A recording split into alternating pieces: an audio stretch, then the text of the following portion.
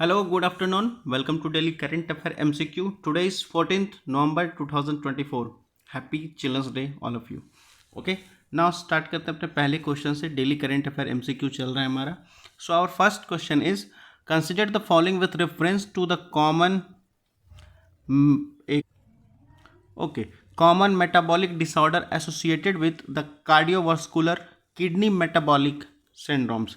यानी जो ये कह रहा है कि आपको जो कॉमन मेटाबॉलिक डिसऑर्डर होता है लोगों में, जो आपको एसोसिएट जिसके आपको कह सकते हो कोरिलेट करता है आपका कार्डियोवास्कुलर किडनी मेटाबॉलिक सिंड्रोम्स को लेकर के, तो उसके रिगार्डिंग कौन सा आपका डिसऑर्डर जो है आपको बताना पड़ेगा. कौन सा डिसऑर्डर होता है वो आपको बताना है. ठीक है, इसमें से कौन कौन सा होता है वो आपको बताना है.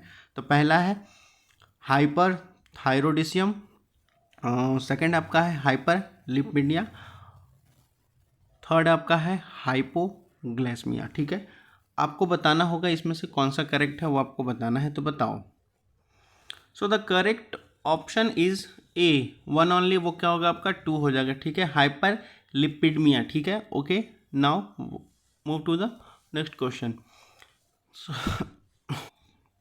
Okay, so our next question is consider the following with reference to the Central Reserve Police Force. Okay, CRPF जिसको कहते हैं, उसके रिगार्डिंग कौन कौन सा स्टेटमेंट करेक्ट है वो आपको बताना है. ठीक है, so our first statement is primary role of CRPF is counter agency operation law and order maintenance. ठीक है, जो CRPF का आपका जो मुख्य काम है, प्राथमिक काम होता है आपका काउंटर करना होता है किसी भी ऑपरेशन को, और जहाँ इंसर्जेंसी होती है वहाँ काउंटर करना होता है, वहाँ लॉ मेंटेन करने का काम मिलता है. ठीक है, सेकंड स्टेटमेंट कहता है the motto of CRPF is service and loyalty. ठीक है, इसका मोटो क्या है? Service and loyalty.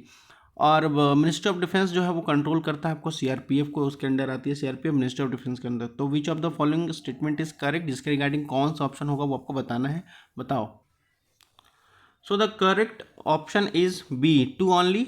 First and second statement is correct, third statement is wrong. Okay, ये मिनिस्ट्री ऑफ डिफेंस कंट्रोल जो CRPF है ये नहीं होगा, मिनिस्ट्री ऑफ डिफेंस के अंदर नहीं आता है, मिनिस्ट्री ऑफ होम अफेयर के अंदर आता है आपका CRPF. ओके, तो जितने भी आपके पुलिस फोर्सेस हैं वो आपको क्या कह सकते हो आपके होम मिनिस्ट्री के अंदर आता है. ओके, तो जिसके रिगार्डिंग कौन सा स्टेटमेंट करेक्ट हो जाएगा? आपका बी हो जाएगा. ठीक है, now move to the next question.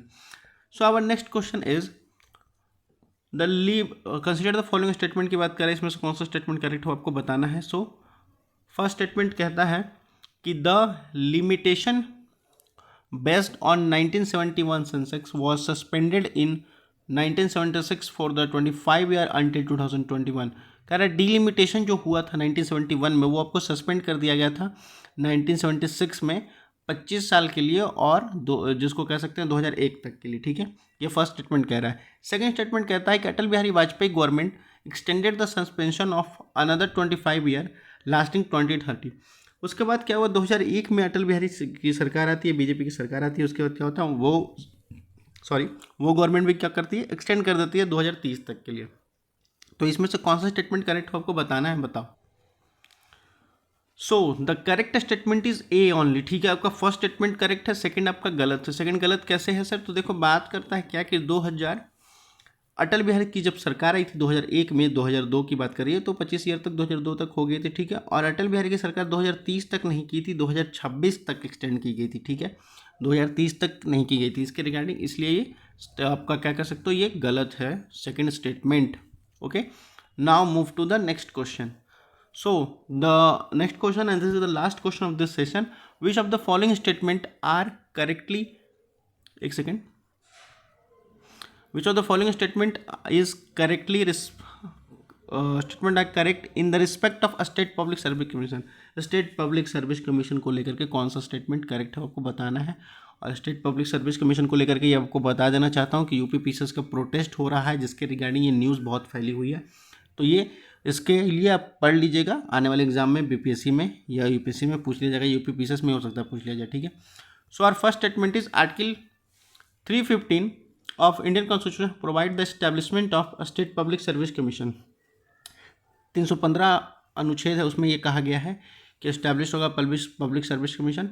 Second statement कहता है the governor of state appoint the chairman and person and the member of the state public service commission. Governor के अंडर होता है ये अपॉइंट करने का क्या जिम्मा.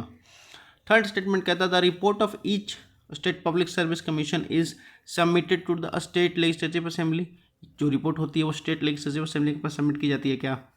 तो which of the following statement is correct, वो आपको बताना है।